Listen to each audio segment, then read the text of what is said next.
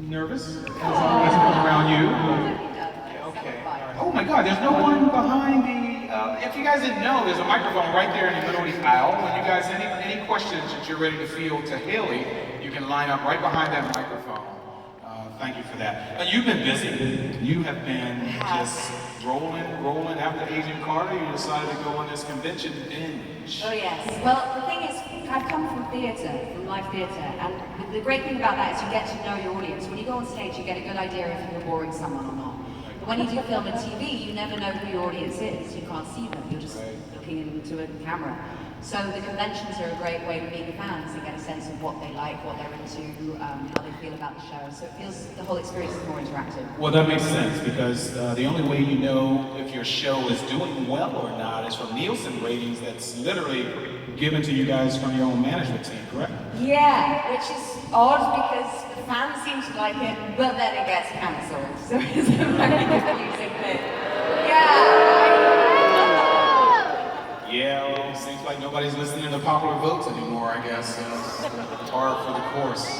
Yeah. So anyway, nice to see you here once again. Before we open up the floor for questions, I understand that even though you're no longer an Agent Carter, you have fallen into some good graces with something else. Can you tell us a little bit about what's going on? Yes, so when ABC called to tell me that they thought that they would be cancelling Carter, they created another show for me, which is called Conviction.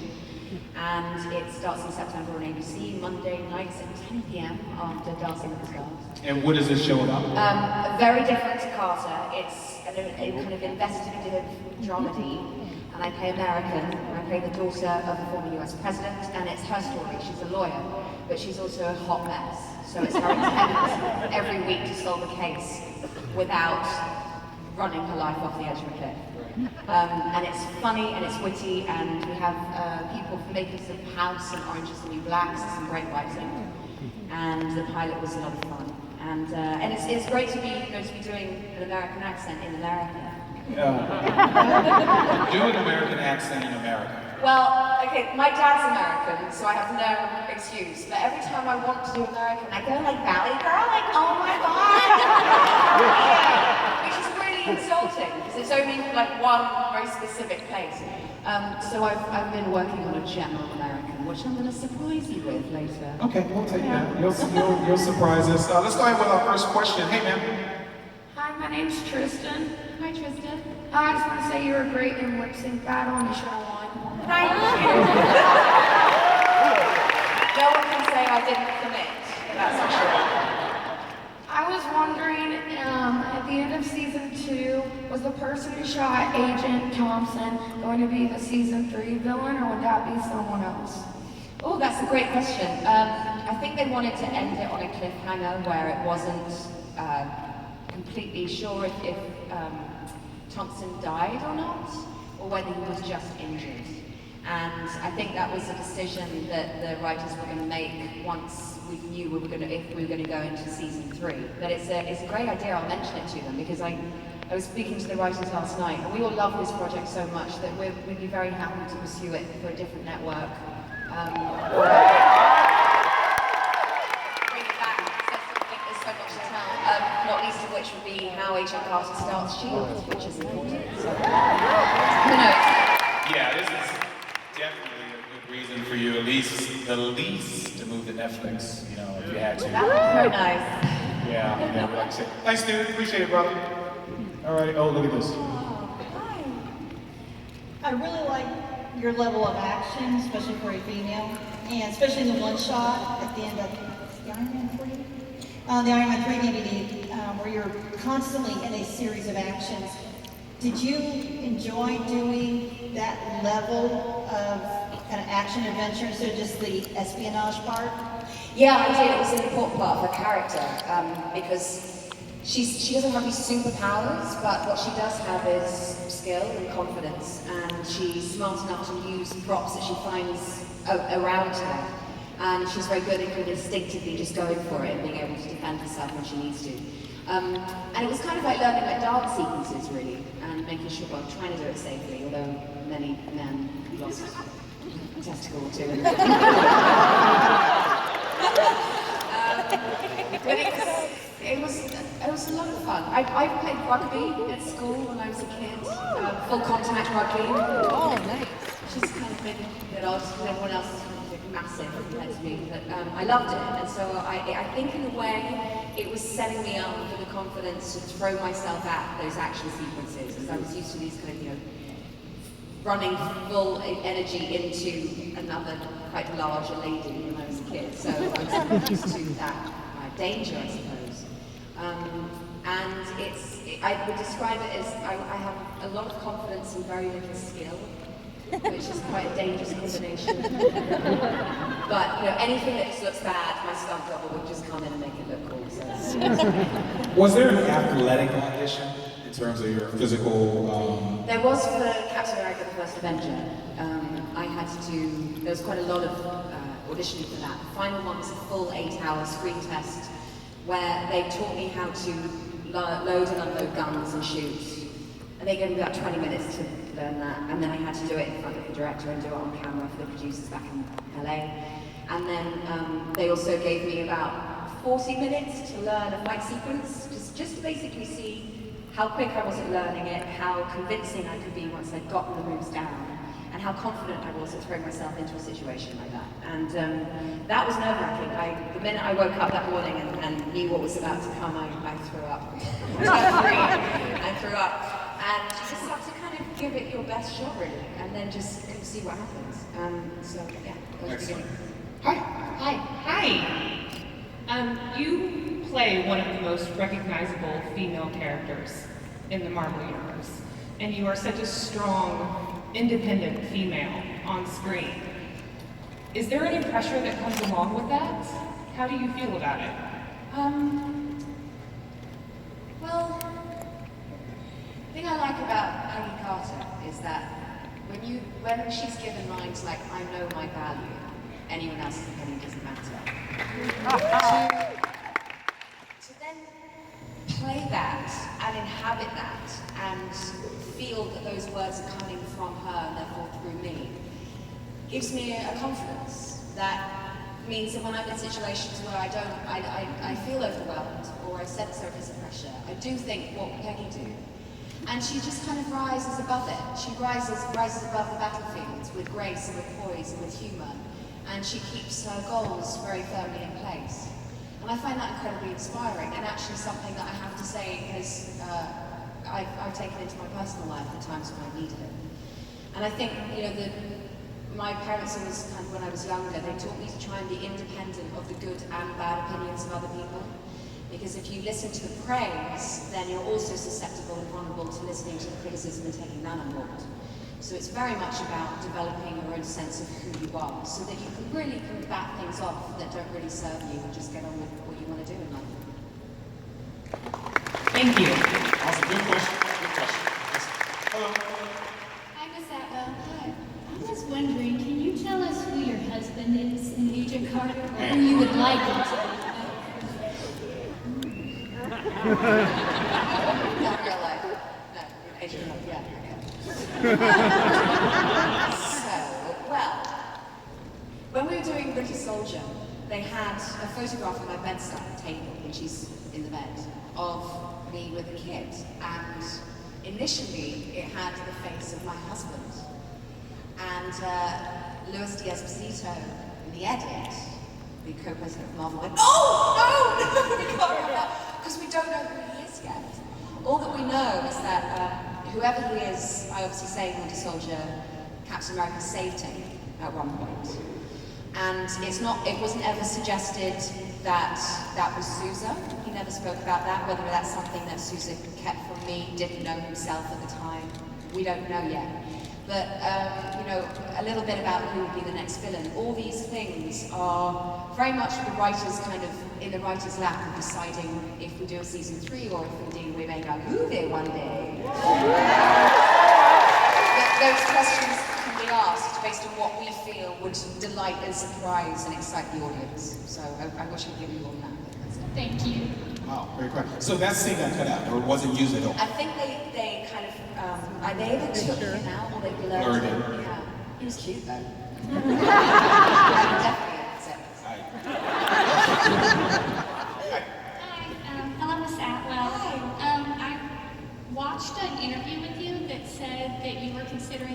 for writing, and I was wondering if you have any projects you're working on now, either individually or with a studio.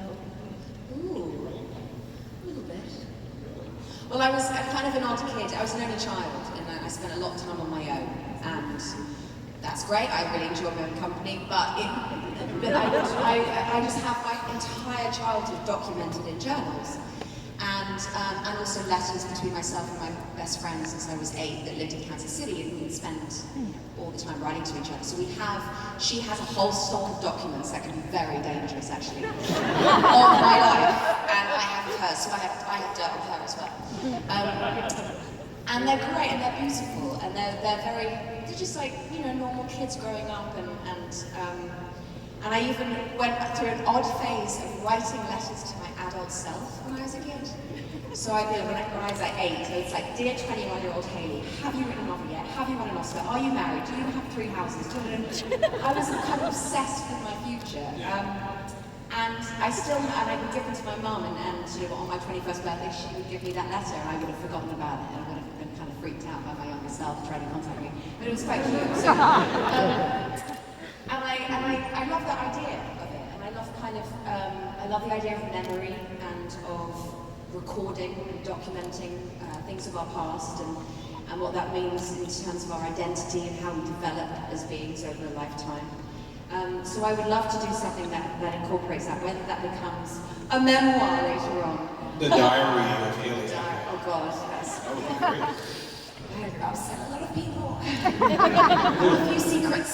And it would also be really boring, because I'd be like, today I watched, the Teenage Mutant Ninja Turtles and had a burger. It was like, that's which boring is pretty awesome. But anyway. Yeah, so also the thing that I'm doing with Conviction is that the producer, Mark Gordon, very kindly said that he would mentor me to produce. So this whole first season, he'll be taking me under his wing, so as well as playing the lead, I'll be privy to all the conversations of all the departments of how it's cast, how you develop the writer's room, the production kind of value of it, how you choose locations, because all of that makes me kind of totally fascinated. And it also helps to get out of your own head. Sometimes performers can get so stuck in what they're doing that they forget that there is a crew of hundreds that are working longer hours and harder than you are. And it gives me a kind of appreciation for what I do. And maybe that will develop into something. I kind of feel like it's going to be more of an organic process, one step at a time. Is the season for Conviction in the can? Are you done with filming? No, we've only done the pilot, so I start filming in July. But you didn't back up with like 6 episodes after that in case. Just pilot on. Just pilot only. All right. Thank you so much. We're looking forward to what you do next. Thank you. Thank you. Hey, Ben. Hello, Miss Altwell. Hello.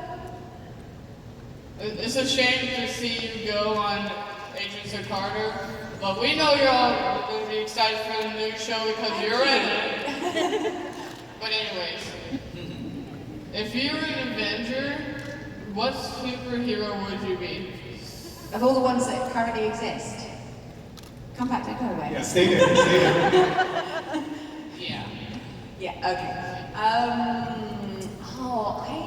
It's very hard when you play a character like Peggy to then go, oh, I'd rather be someone else. I'd like to see her in the Avengers. I mean, I know she's dead now. But, it's the Marvel Universe. Anything can happen. Maybe while I was in the coffin, while he was carrying me out, just injected a little blue serum into that kind of tiny percentage of life I still had left in me. And maybe I'd come back as an awesome villain and wipe them all out. Who knows? So you want an evil role, you don't want to be a superhero. I think that'd be kind of a nice choice, also because of this crazy thing that I've just read about Cap saying Hail Hydra at the end of his I think he's doing a double spot. We had that discussion with Stan Lee last week on that. But you want to be a villain. You just want to go out and hurt people.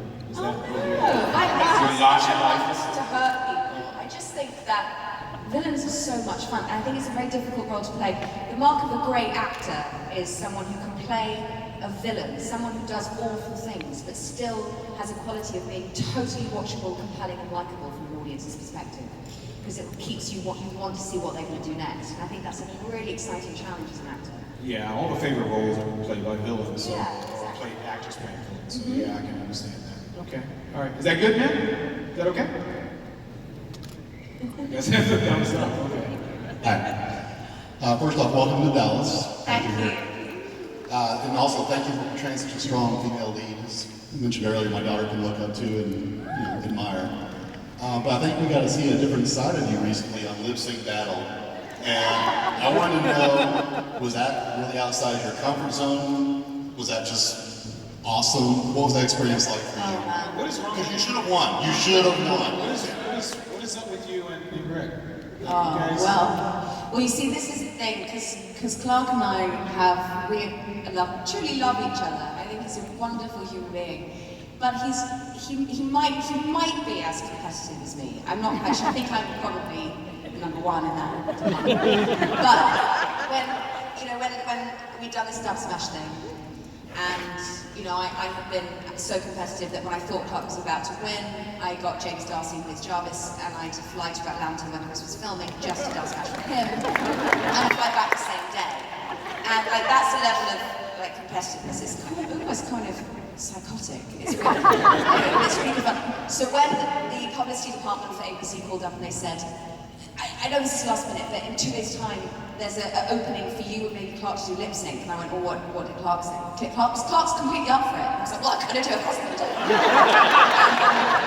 And then we just texted each other, we were giving each other false confidence. Like, I'm so nervous. And I'm just going to chill out and not do too much, not try too hard. And he's like, me too. And then, I'll see you later. All right, darling, love you. Give me Lady Gaga, give me some latex and a crown, and I want to come out of a pod.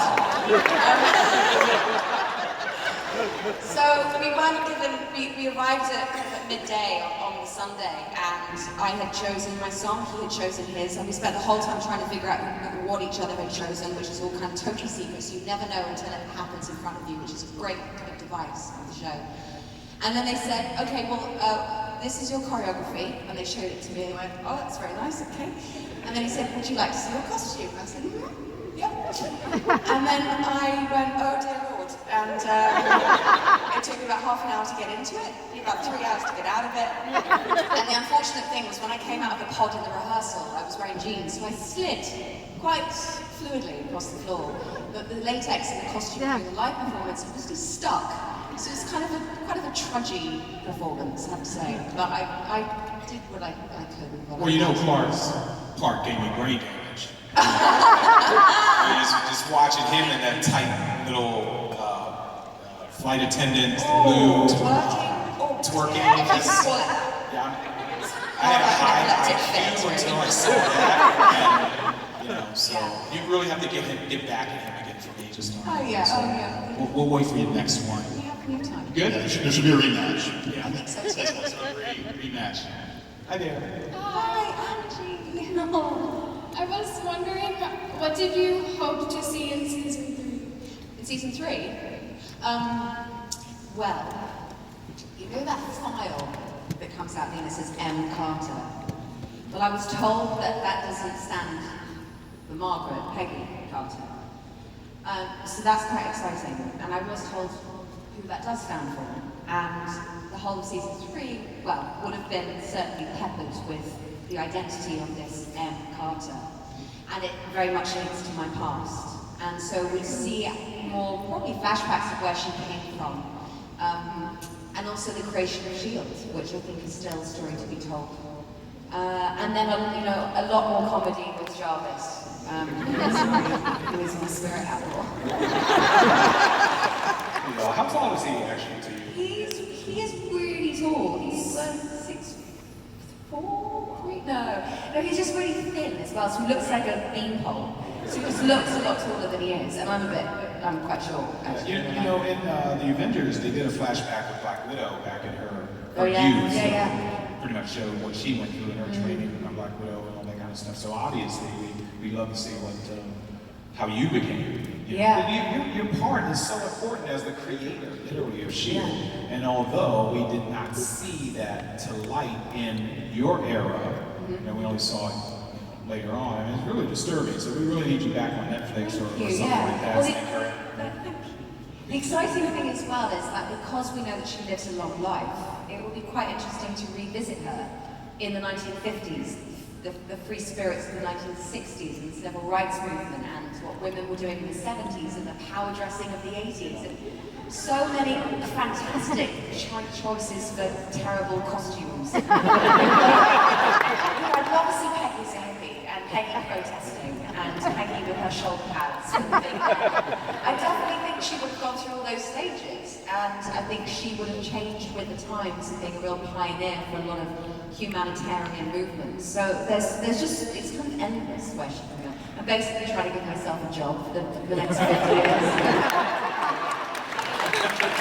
If there any producer out here in the audience and she's done with conviction, she'll need a job, I'm assuming.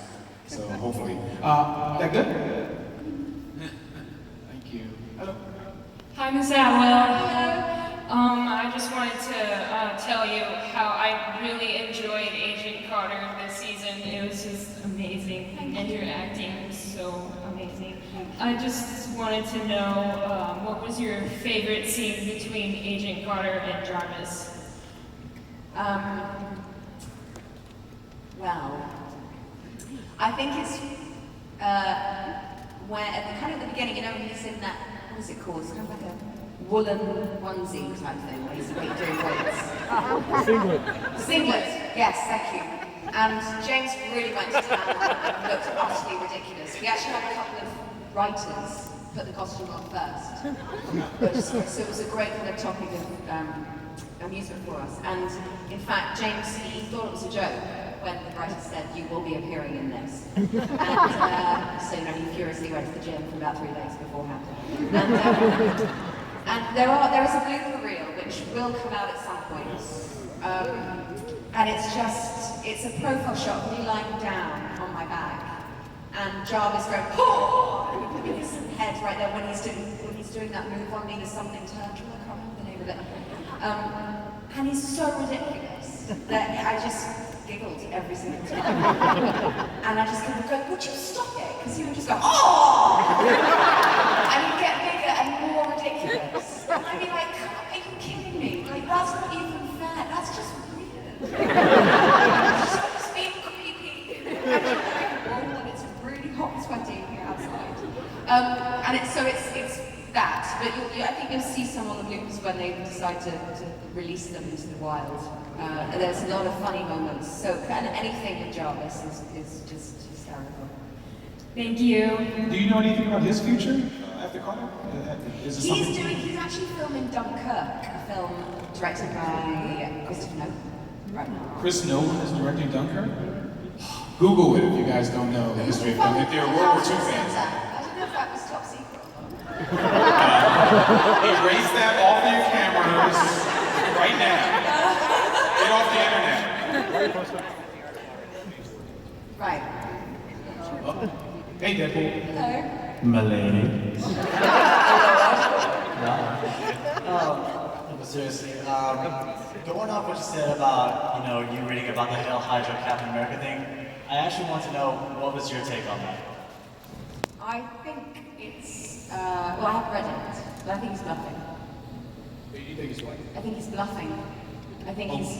Okay, I'm not going to reveal this to anyone in the audience, but I have Stan Lee's take on that too. Oh. So it's really interesting to hear what you said, because I had him. Well, that's interesting. I think that he's either having some kind of existential crisis, of which case I'll need to come back and save him.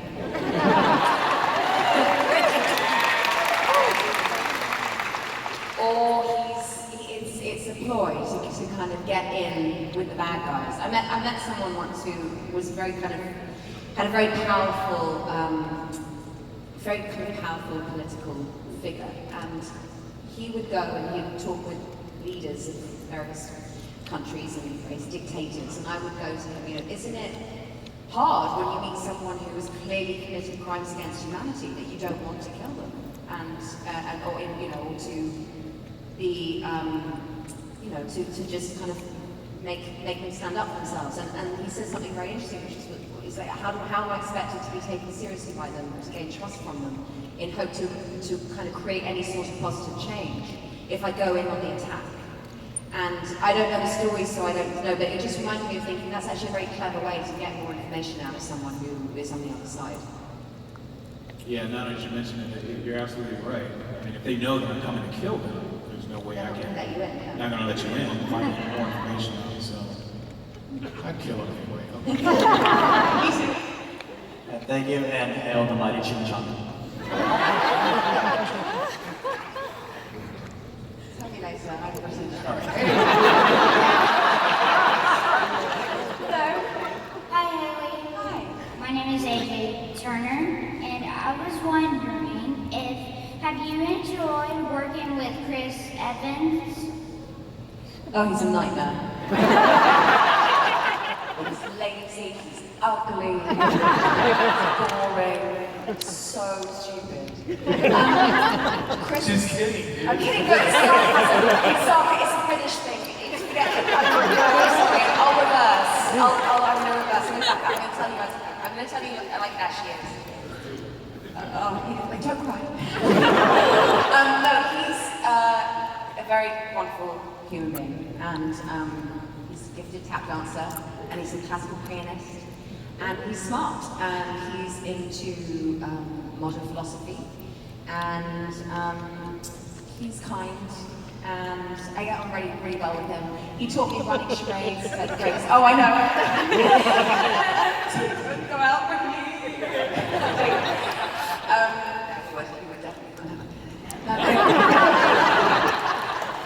he's wonderful. He's really lovely now, and he really believes in what he does, and he knew that this was going to be a big part of his life for many years, and he really thought about it seriously, and he approaches the part with great determination and inspiration and courage, and at the same time knows how to be, my friend says he's just bro enough. Yeah, he's just like, he's a good guy, he's one of the good dudes, yeah. But pranks, come on. If he's growing up, I'm sure Chris Evans isn't all that. Oh, There's some flaws. Tell us the flaws. Yeah, but they're illegal. He does prank a lot though. He does go out of his way to make people feel embarrassed. Which I'm seeing him this weekend in Philadelphia, so I found to turn the tables on that situation and get him back. Woo! Okay, man? Thank you, Miss How old are you? 10. Yeah, man. That's a great age. Have fun. Thank you, Miss Hayley. Hello. Hello, Miss Atwell. My name is Grant, and I just wanted to say that you're an amazing actress. And on the topic of Captain America Civil War, after the death of Peggy Carter, do you believe that her niece, Sharon Carter, will start to play a bigger role in the Marvel Cinematic Universe? No, absolutely not. Maybe embody the role of Peggy Carter? No. No, I'm joking, but no. And that was obviously a spoiler to the 10 people in this room that hadn't seen Civil War yet. So you're right, okay? You knew she was coming. All right, but yeah, it was sad to see you go. And I didn't do the math in my head, so I don't actually know how old you were. 96. You were 96? I think 95, 96. Is that your assessment of it, or is that what's I think that actually is the age. They said it in someone in the film or something, or they said my birthday. I think I had my birthday written down on something, so they had to calculate it. But Chris, when he was filming that, he sent me the, what do they call it? The piece of paper that has all the hymns. Call sheet. Not the call sheet, no, not call sheet for a funeral. Obituary. The obituary, yeah, it's like it that they gave out to all the extras in the funeral, and it was lovely. They really put a lot into that. 96. You should have rounded that off. Yeah, right. Maybe a few more years in employment. You good, man? Yeah, thank you. All right, Hail Hydra.